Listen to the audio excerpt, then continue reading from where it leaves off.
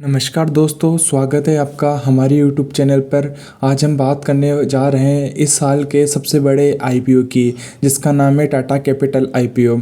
ये आईपीओ इतना बड़ा क्यों है, टाटा कैपिटल का बिजनेस मॉडल क्या है और सबसे अहम सवाल, इसमें निवेश करना सही रहेगा या नहीं, चलिए जानते हैं इस वीडियो में पूरी डिटेल्स के साथ।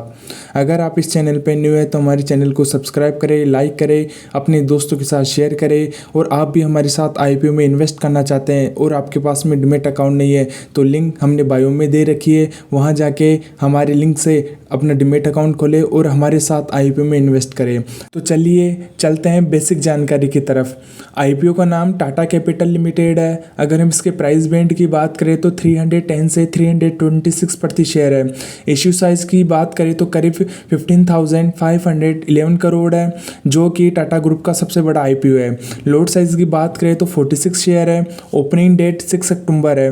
अगर क्लोजिंग डेट की बात करें तो 1 अक्टूबर है। अलॉटमेंट डेट 9 अक्टूबर है। लिस्टिंग डेट 13 अक्टूबर है। इस आईपीओ में 15% शेयर क्वालिफाइड इंस्टीट्यूशनल बायर यानी क्यूआईबी के लिए और 15% एचएनआई नल के लिए और 35% रिटेल इन्वेस्टर के लिए रिजर्व है। अब करते हैं कंपनी के बिजनेस मॉडल की बात। तो कंपनी टाटा कैपिटल एक FC non banking financial company है और टाटा ग्रुप की फाइनेंशियल सर्विसेज आर्म है।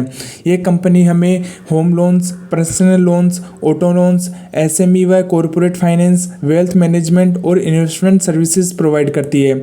अगर हम कंपनी की लोन बुक बात करें तो रिटेल लोन के अंदर 62%, एसएमई लोन के अंदर 26% और कॉरपोरेट लोन में 11% हमें ये अपना लोन देती है। अगर हम कंपनी के फंडामेंटल की बात करें तो फाइनेंशियल ईयर 2024 में इनका रिन्यू 18,198 करोड़ था। फाइनेंशियल ईयर 2025 में इनका रिन्यू 28,369 करोड़ था, जो कि काफ़ी तेज़ी की ग्रोथ थी।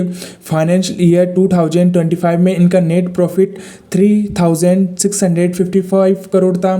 फाइनेंशियल ईयर 2024 में इनका जो रिन्यू था, जो नेट प्रॉफिट था, पेट मार्जिन 3,326 करोड़ था। अगर हम इनके लोन बुक ग्रोथ की बात करें तो 37% था।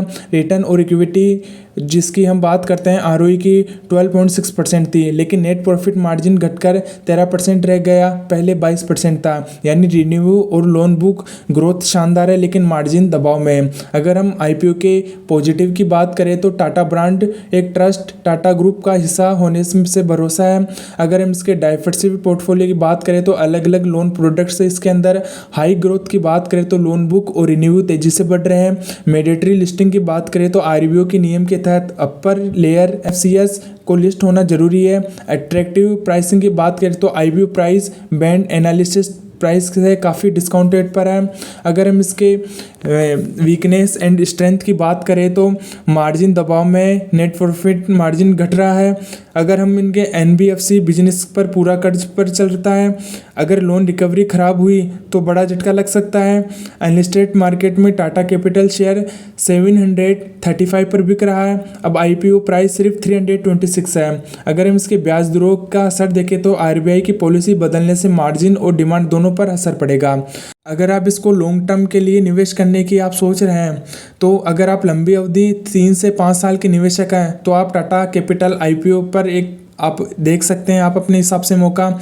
अगर आप सिर्फ शॉर्ट टर्म लिस्टिंग गेन चाहते हैं तो यहाँ एक रिस्क भी हो सकता है। मेरे हिसाब से आईपीओ मध्यम से उच्च जोखिम और मध्य से उच्च रिटर्न वाला है। अगर हम इसका निष्कर्ष निकालें तो दोस्तों ये था टाटा कैपिटल आईपीओ का पूरा विश्लेषण। आपको क्या लगता है, टाटा कैपिटल आईपीओ में लिस्टिंग गेन मिलेगा या लंबी अवधि का निवेश बेहतर रहेगा? कमेंट करके ज़रूर बताएं। अगर वीडियो पसंद आए तो लाइक, शेयर और सब्सक्राइब करना ना भूलें।